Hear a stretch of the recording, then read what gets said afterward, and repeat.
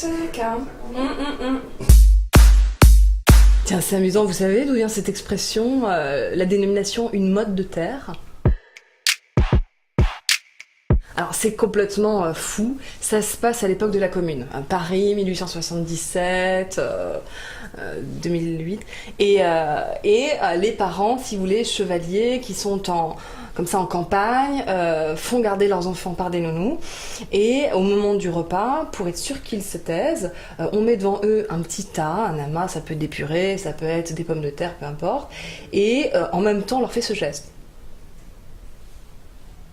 Comme ça, l'enfant intègre en fait que il ne faut pas parler, il faut se taire. Et donc face à lui, il y a cette petite motte, et c'est donc la motte de terre qui permet donc à l'enfant de rester silencieux pendant le repas. Ouais. Et ça, peu de gens le savent.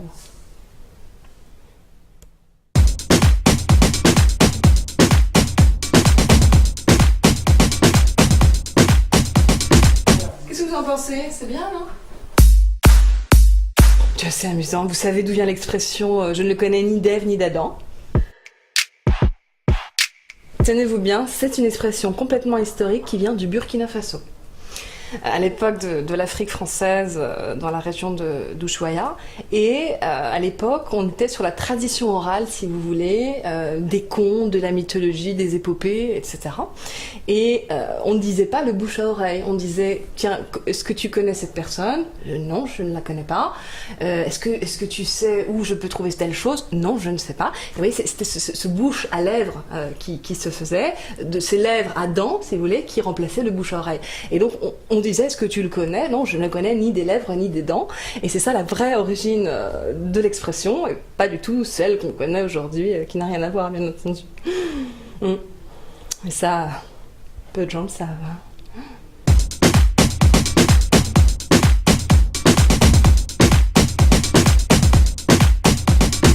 Maurice, vous faites un café au jeune homme? Ouais. Bah, il va pas se faire tout seul. Hein. Vous savez d'où vient l'expression avoir midi à sa porte? C'est une expression marocaine du Moyen Atlas.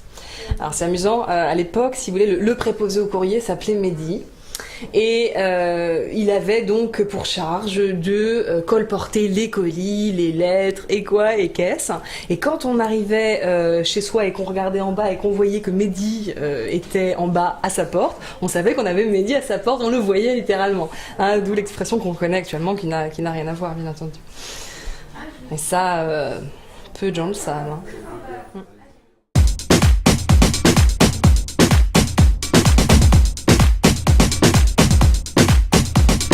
Allez, je me branche, on y va? J'adore, ça sent bon. Tiens, vous savez d'où vient l'expression rester en carafe?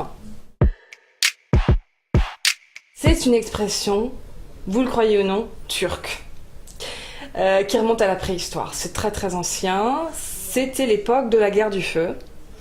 Et pour être sûr que le feu reste dans la tribu, dans la grotte, en l'occurrence dans la ville d'Ankara, on faisait des incantations. Et les gens, donc les Turcs, disaient « Reste en carafe, reste en carafe ». Et c'est devenu, par extension, l'expression qu'on connaît, bon, « Reste en carafe, restez en carafe », qui n'a bien entendu rien à voir. Et ça, peu de gens le savent.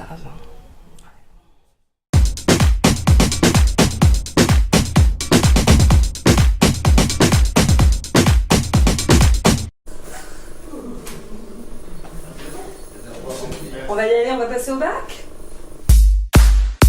Vous savez d'où vient l'expression « s'en tenir à carreau » ?